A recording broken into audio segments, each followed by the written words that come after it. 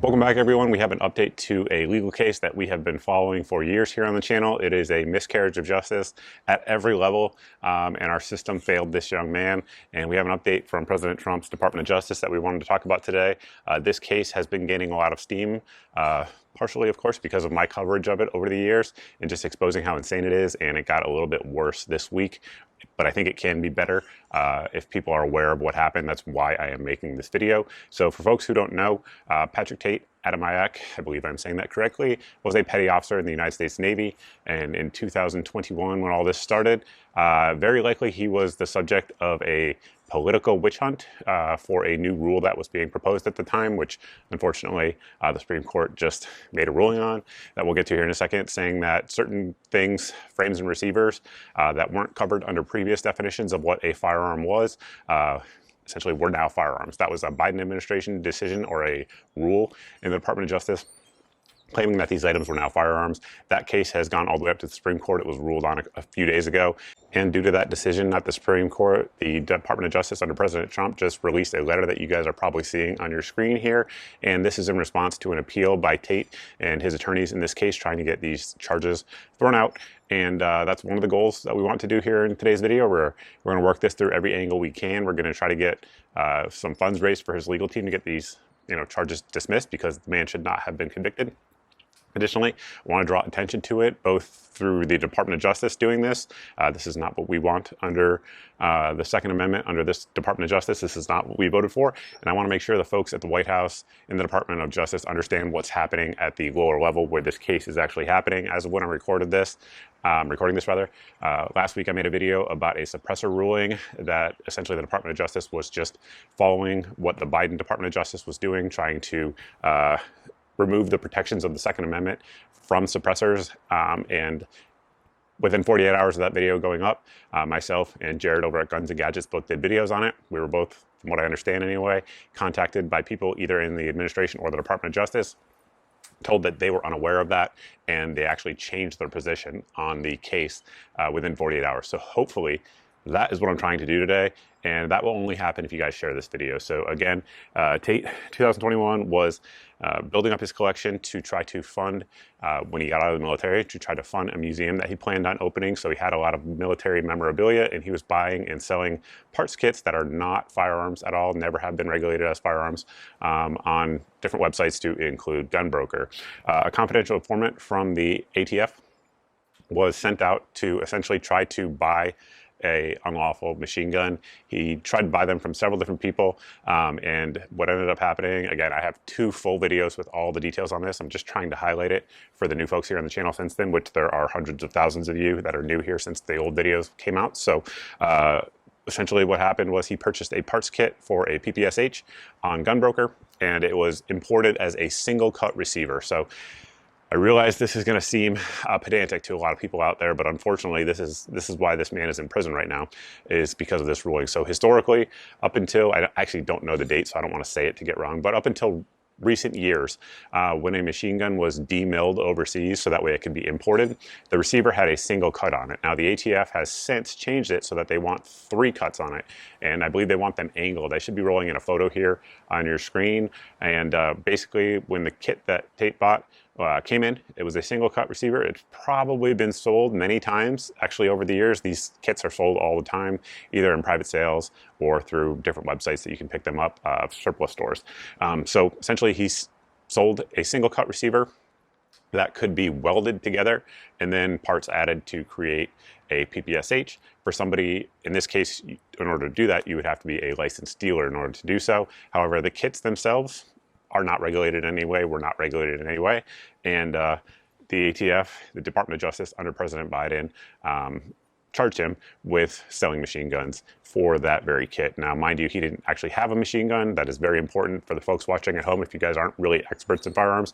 He did not have a machine gun. It was simply a collection of steel parts that was sold that could possibly be turned into a machine gun if you had like a factory, the ability to weld, the ability to set headspace, all of those sorts of things that would go into building a machine gun that Tate did not have. Nobody even alleged he had.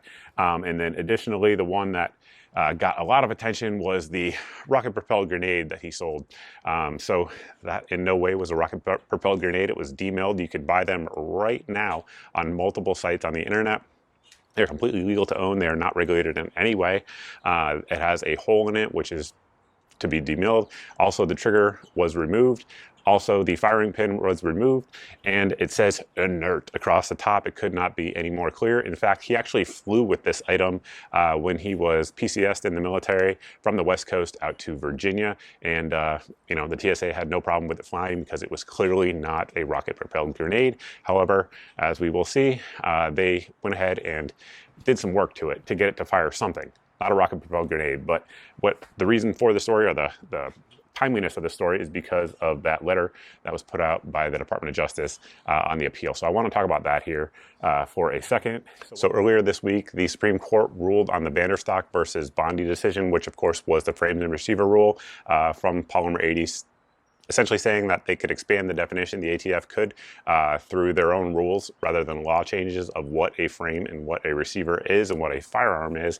And that was ruled on this week. Unfortunately, I'll probably do a video on that later this week.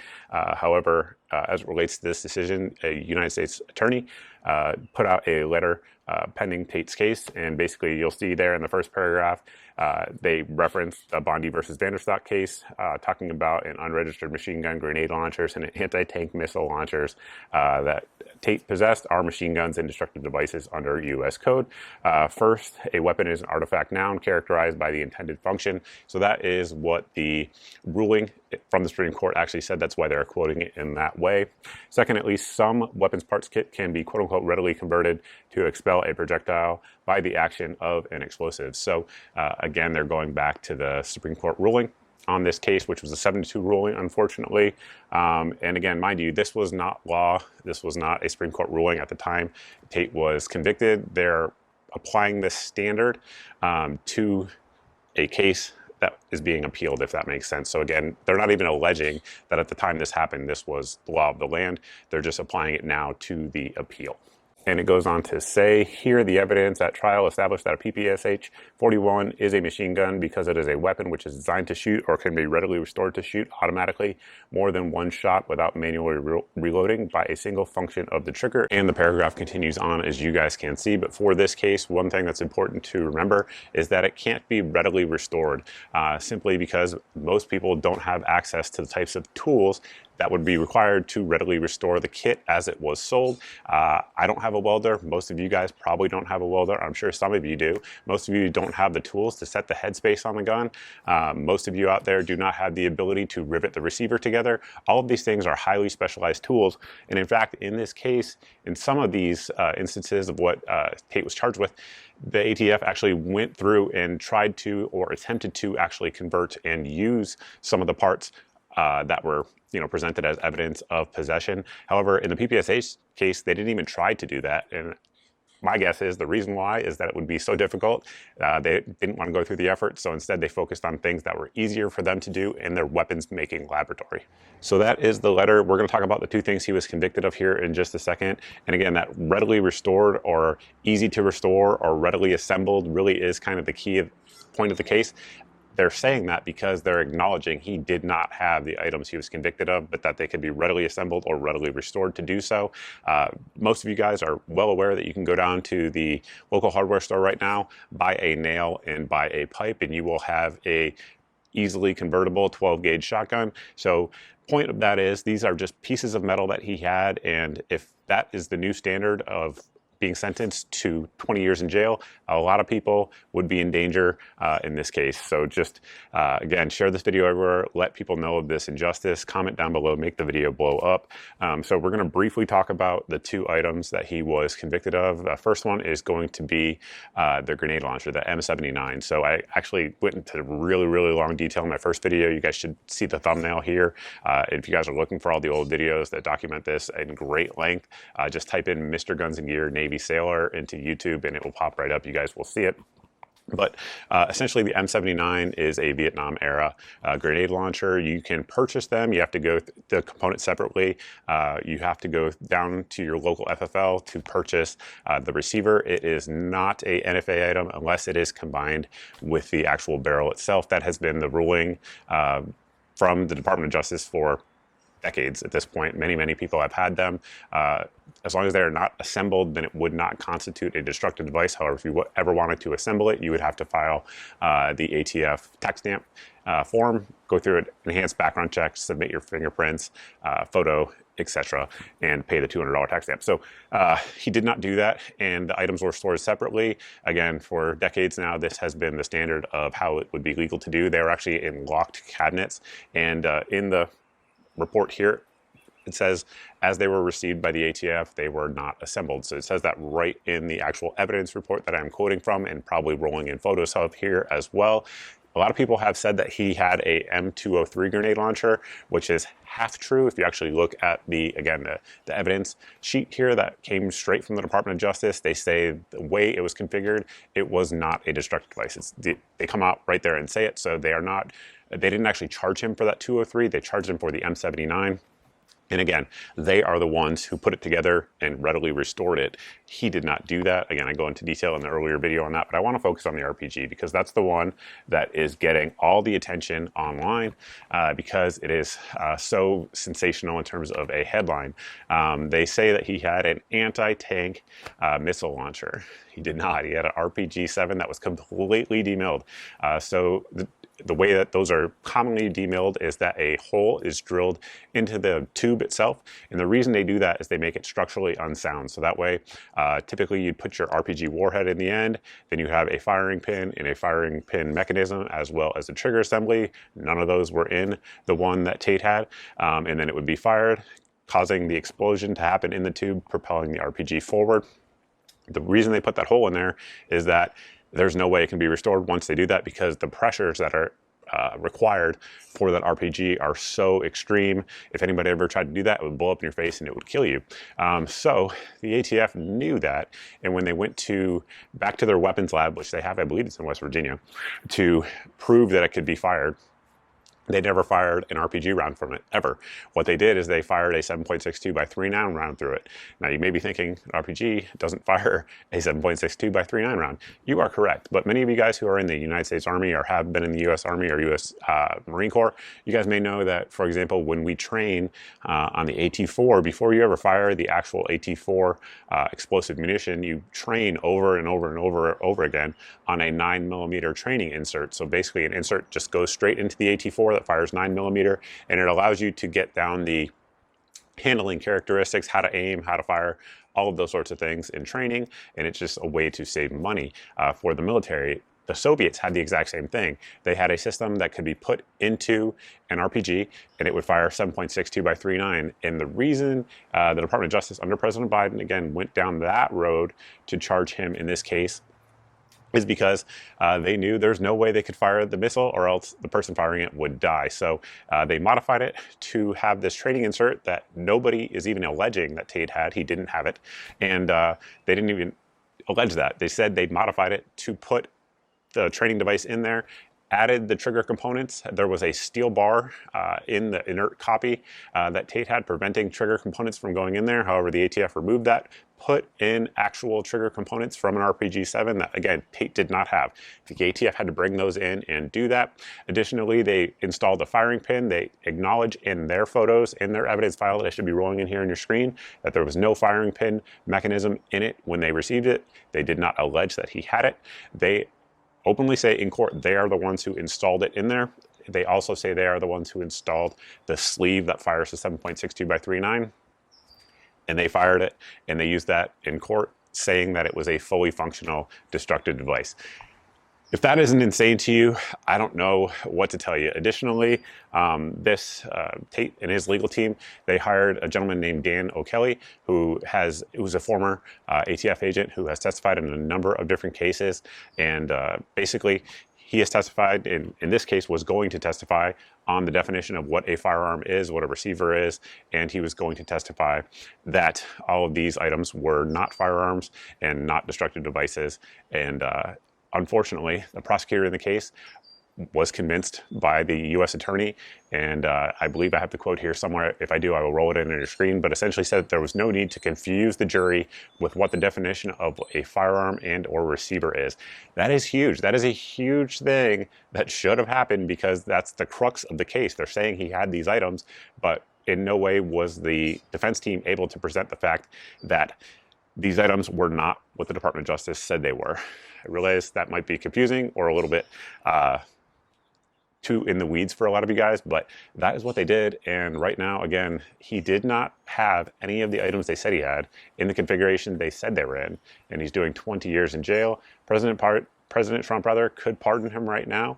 Additionally, the Department of Justice attorneys who are working this case could take the exact opposite stance that they just took in this case if they knew the details behind it. My guess is they probably don't know the details, the current ones in there, and they're just repeating the lies of the last administration. So that's a pretty succinct summary of the weapons that are involved and what he's being charged with. However, the political prosecution side of this can't be ignored, because it is the entire reason, in my opinion, that this happened. So if you look at the actual timeline of the events, Tate was arrested on April 7th, 2022. 40 agents, FBI, ATF, Department of Homeland Security, as well as a local bomb squad, raided his house. Again, despite knowing that he didn't have any illegal machine guns, based on the evidence that they had seen so far in their investigation. But anyway, they did. They made headlines across the country about this guy who was in Virginia and had explosives, anti-tank missiles, all of these sorts of things, unregistered machine guns, and was selling them. There's newspaper articles out there. You can still read it. They still exist, and they are all lies, complete lies. So that makes the news, makes the headlines, national headlines everywhere, that people are just selling these illegal firearms out there, unregulated. And then coincidentally, 4 days later, the new rule is announced by the White House, the Biden White House. They hold a press conference, talk about how frames and receivers can be readily converted, and pieces of plastic like polymer 80s, for example, can be readily converted, and they should be regulated as firearms. Again, there was no law passed to say that. I just want to be very clear. There was no law passed to say that at all. The Department of Justice under President Biden just made up a new rule, and that's what happened. Within 4 days of him being arrested, all of a sudden they announced the new rule, and then several months later, the rule went into effect. So that's also important, because even the Biden Department of Justice acknowledges their rule was not in effect when Tate was arrested. So obviously it's not a law, so there's that. But even if it was a rule, it was not in effect when he was arrested and charged with these crimes. So there's no way that he would have ever known that he was violating a rule that wasn't a rule until the future, if that makes sense. So the case just absolutely is horrible. It's a victimless crime, but again, in my opinion, it's not even a crime, but let's pretend it was. No victims of any kind. And again, this is a person with a squeaky clean background who was serving the United States Navy and doing so honorably at the time. One note I just want to point out before closing the video out, it's a personal one, that I couldn't talk about before, but now I can, because the timeline has changed. So when I made my first video on this topic, his Navy chain of command put out instructions to everyone in his unit that they were prohibited from talking to me. True story. And I didn't put that in my earlier videos because I didn't want to get him in trouble. I didn't want to get any members of his unit in trouble. However, one thing I will tell you, they definitely talked to me. They definitely did, and good for them for standing up for one of their fellow sailors. And they talked to me, they got information to me, and they actually relayed some information to Tate as well and his legal team from me back and forth. So good on them. Good on those sailors who did the right thing, trying to help their fellow sailor who is being framed by the United States government. Shame on the command for doing that. Trash. You guys are trash. Those of you who are behind that, trash. You should be ashamed. And if you're still in the service, I hope someone outs you as the people who did that, because you deserve to be outed. Anyway, getting off my soapbox. That's all I got for you guys. Just what you can do. Again, share the video everywhere. That's the biggest thing we can do. If you guys want to contribute to Tate's legal fund, there will be a link down below to his Give, Send, Go. He has ongoing legal fees right now. Again, he's already done over a year in prison on a 20-year sentence, and he still has appeals to file. I would prefer, personally, that he never file another appeal. I would prefer that tomorrow he is pardoned by President Trump, and or the Department of Justice completely changes their decision on his appeal and grants his appeal. But right now, that's not where we're at, and both of those things can happen. Either one of them would be welcome news, I'm sure. So share the video over, let everyone know that's what you guys want to see. If you guys want to contribute to his legal fund, again, link down below for those who want to do that. If you like this type of video, unfortunately, we do them far too often here on the channel. This, again, is my third one on this particular topic in this particular case. So definitely hit the subscribe button both on YouTube and on Rumble. And then if you guys are following or subscribed and you're not seeing 2 to 4 videos a week here on the channel, you're being censored by an algorithm. There's an easy way to get around that. You can sign up for my email at the website here on your screen. This will get you put on 2 different lists. The first one is just a monthly email that goes out once a month, and it has all the videos since the previous month's email went out, so that way there's no big tech giant censoring your eyes from my content, because it goes straight from me into your inbox. It'll also get you put on the daily deals email. That email goes out every day, as the name indicates, and it has usually 8 to 10 of the best deals that we find around the internet on legal firearms, legal optics, legal ammo, all of those sorts of things. If it's in the email on a given day, it's the cheapest I know of anywhere on the internet for that item. So hopefully it saves you guys some time and also saves you some money, because I've already done the price comparisons for you. And lastly, we have an SMS list that you guys can sign up for. It goes out every day. Not really. Probably, if I had to guess, 4 or 5 days a week. Not every day, but only when there's either a really good deal that just went out and is probably going to sell out. I like to get that into your text inbox so that way you guys can see it and take advantage of it. And or it has a link to the latest video that just dropped. Once again, circumventing the algorithm and making sure that you guys can actually see my content when you want to. So that's it, guys. Thank you all for watching. I truly appreciate it. And get active. Let's get this guy out of jail. We'll see you in the next video.